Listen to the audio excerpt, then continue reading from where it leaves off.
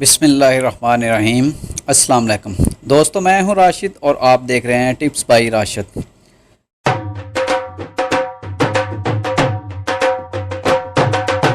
जी दोस्तों, ढोल ढोल से कौन वाकिफ़ नहीं है। ढोल का नाम सुनते ही भंगड़ा, धमाल, झूमर जहन में आते हैं।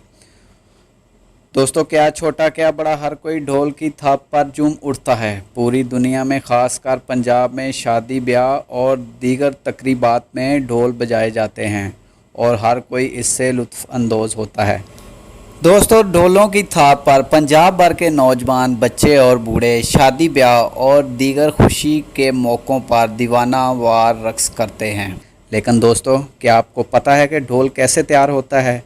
जी हाँ, आज मैं आपको बताने जा रहा हूँ कि ढोल कैसे तैयार होता है और पाकिस्तान में किस जगह के ढोल सबसे मशहूर हैं। जी दोस्तों, तो ढोल बनाने के लिए आम तौर पर 3 तरह की दरख्त की लकड़ी इस्तेमाल होती है, शीशम, नीम और आम की। लेकिन शीशम, जिसको हम पंजाबी में टाली भी बोलते हैं, शीशम की लकड़ी को बहुत ही पायदार माना जाता है। लेकिन आजकल पंजाब में शीशम का दरख्त बहुत नापैद हो चुका है बीमारी की वजह से, तो जिसके लिए हुनरमंदों को शीशम की लकड़ी हासिल करने के लिए पूरा पंजाब घूमना पड़ता है। एक ढोल बनाने के लिए मोटे साइज़ की लकड़ी का एक टुकड़ा 14 से 15 हज़ार रुपये में आता है। इसके बाद इसे तराशने और ढोल बनाने में कई रोज़ की मेहनत और महारत दरकार होती है। ढोल की तैयारी के लिए सबसे पहले मशीन पर लकड़ी का टुकड़ा काटने के बाद उसे कुल्हाड़े के साथ गोल किया जाता है। फिर सुराख करने वाले औजार, वर्मे और आरी के साथ लकड़ी के अंदर वाला हिस्सा खाली किया जाता है। इसके बाद गोल की हुई लकड़ी को खराद की मशीन पर लगाकर इसके अंदर और बाहर से अच्छी तरह सफाई की जाती है ताकि इसकी आवाज़ ज़्यादा से ज़्यादा निकले। जी दोस्तों, जब लकड़ी अच्छी तरह गोल हो जाती है तो इसे पॉलिश करके सूखने के लिए रख दिया जाता है। इन तमाम मराहल से गुज़रने के बाद ढोल का वज़न और साइज़ चेक किया जाता है और अगर वज़न ज़्यादा हो तो खराद की मशीन पर इसे मज़ीद तराशा जाता है। जी दोस्तों, गोल किए गए ढोल की लकड़ी सूखने के बाद आखिर में इस पर चमड़ा चढ़ाते हैं और इसकी आवाज़ का जायज़ा लिया जाता है। ढोल के लिए इस्तेमाल होने वाला चमड़ा भी ख़ास किस्म का होता है। इसके लिए बकरे की खाल इस्तेमाल होती है और बकरा भी ऐसा जिसकी उम्र 10 महीने से ज़्यादा ना हो। दोस्तों, छोटे बकरे की खाल चूँकि बहुत बारीक होती है इसलिए ये ज़्यादा आवाज़ निकालती है। अगर बड़े बकरे की खाल इस्तेमाल करें तो ये ढोल सही से आवाज़ नहीं निकालता। दोस्तों, एक ढोल की तैयारी के लिए बैक वक़्त 2 मज़दूर काम करते हैं और इसके बावजूद कम से कम 6 से 7 दिन लग जाते हैं एक ढोल मुकम्मल होने में। और दोस्तों, जब ढोल पूरी तरह मुकम्मल हो जाता है तो इसकी कीमत 22 से 25 हज़ार रुपये होती है। दोस्तों, हफ्ता भर काम करने के बाद 2 कारीगर के हिस्से में 10 हज़ार रुपये की मजदूरी आती है तकरीबन, जो कि इस महंगाई के दौर में बहुत ही कम है। दोस्तों, चूँकि पंजाब में शीशम की लकड़ी कम होती जा रही है, इस वजह से बहुत से लोगों ने नीम की लकड़ी का इस्तेमाल करना शुरू कर दिया है। मगर इस लकड़ी से बना हुआ ढोल ज़्यादा देर कारआमद नहीं रहता।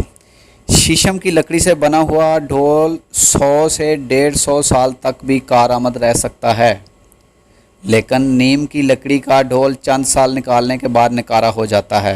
तो क्या आपको पता है, कुछ अरसे से ज़्यादातर ढोलची बकरे की खाल की बजाय एक्सरे शीट का इस्तेमाल करना भी शुरू हो गए हैं, क्योंकि इस पर ज़्यादा मेहनत दरकार नहीं होती और ये सस्ती भी मिल जाती है। एक्सरे शीट 120 जबकि खाल 250 रुपये में मिलती है। खाल को सुखाने और उसके ऊपर से बाल उखाड़ने में 3 से 4 दिन लग जाते हैं, मगर एक्सरे शीट पर यह सब नहीं करना पड़ता, इसलिए लोग खाल का इस्तेमाल कम करते जा रहे हैं। लेकिन दोस्तों, खाल और एक्सरे शीट की आवाज़ में ज़मीन आसमान का फ़र्क होता है। ढोल की बेहतरीन थाप के लिए बकरे की खाल ही ज़बरदस्त होती है। दोस्तों, खाल की आवाज़ बेहतर और ज़्यादा होती है, जबकि एक्सरे शीट की आवाज़ कदरे कम और मुख्तलिफ होती है। मगर आज कल के शहरों में आवाज़ का फ़र्क कौन जानता है। तो अब मैं बताता हूँ आपको कि पाकिस्तान में कौन से शहर के ढोल सबसे ज़्यादा मशहूर हैं।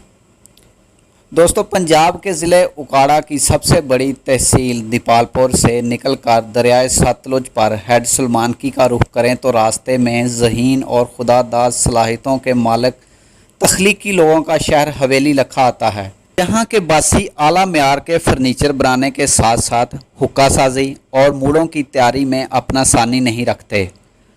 हवेली लखा से हेड सुलेमानकी रोड पर थोड़ा आगे बढ़ें तो तकरीबन 5 किलोमीटर की दूरी पर बलोची स्टॉप के करीब एक छोटी सी दुकान आती है। दोस्तों, ये वही दुकान है जहां के बने ढोलों की थाप पर पंजाब भर के नौजवान, बच्चे और बूढ़े शादी ब्याह और खुशी के दीगर मौक़ों पर दीवाना वार रक़्स करते हैं।